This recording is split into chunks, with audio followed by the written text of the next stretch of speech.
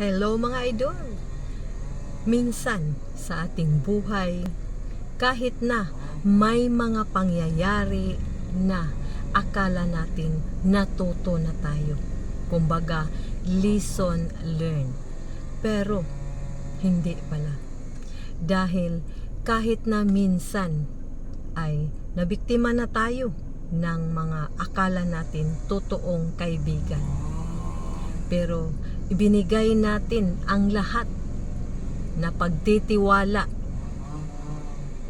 pagtulong, pagbibigay ng mga opinyon para marisolba ang kanilang mga personal na problema. Pero hindi natin alam na sa bandang huli, inaahas na pala tayo. Pero ganun pa man mga idol, it's not our loss, but it's their loss. Bakit? Matatag tayo.